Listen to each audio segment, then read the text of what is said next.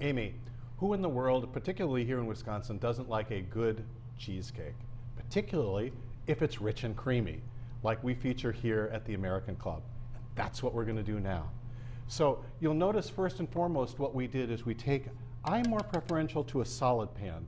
To me, sometimes after a second usage with a latch form or spring form cake pan, they leak. So I use a solid one, 3 inches tall. And notice I've already got my pre-baked. Use your favorite graham cracker crust recipe. There is one online with this recipe. This is my favorite. I pre-baked it for about 13 minutes just to make sure I got that nice toasty smell. Then you want to make sure that it's chilled because you don't want to put the cheesecake batter into a warm pan. Meanwhile, we've creamed the cream cheese somewhat, and we're going to start again. Notice we're going to do this on medium speed, and we're going to start to add the sugar little bit by little bit by little bit.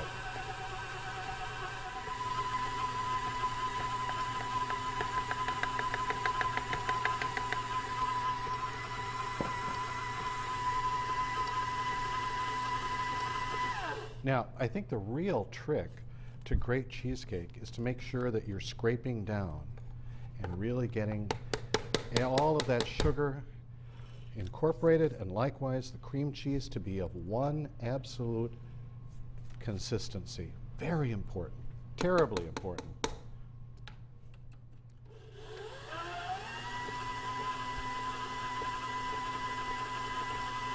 Now we should let this cream for about 3 minutes to make sure that we've got a beautiful amalgam. This is actually going through what's called an emulsification process. It's really nice. And to continue that, we're going to add 1 egg at a time. Now this is critical. Once we add each egg, we're changing the consistency of this cream cheese.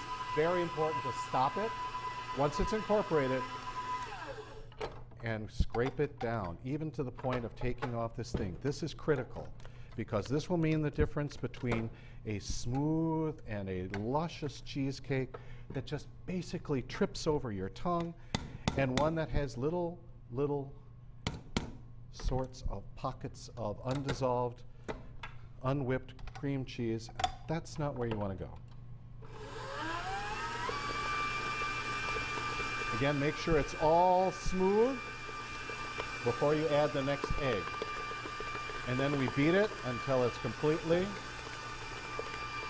amalgam, and then stop the process and do it all over again.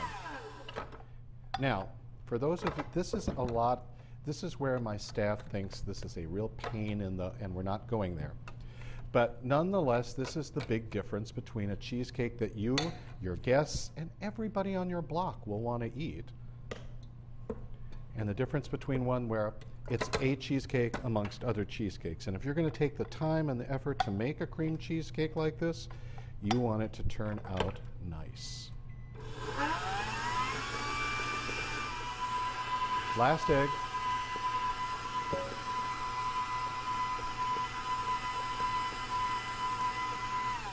And don't cut yourself short. This is that last little step. You're almost home, and you're almost to the cheesecake of yours and your family's dreams. But since we did that, now I'm going to use this opportunity and I'm going to take my vanilla paste. Now, many of you are asking, he said vanilla paste. What is vanilla paste? Vanilla paste is basically you can use vanilla extract here. It's a 1-to-1 conversion, but vanilla paste is the kind of nouveau, if you will, vanilla extract, and it's actually a little bit less alcoholic and also has the the interior vanilla bean seeds in it, which really gives it a luxurious look as well as taste, and you get to see little vanilla specks, and that's really very, very impressive.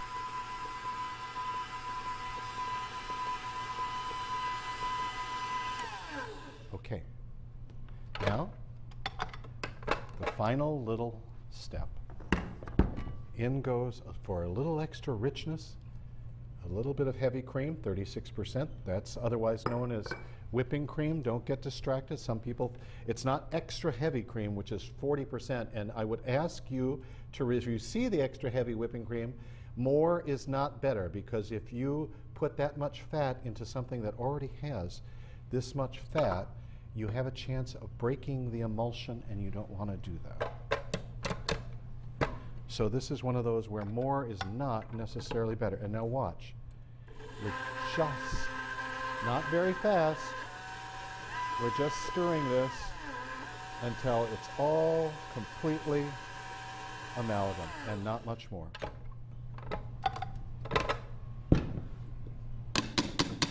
And look at that.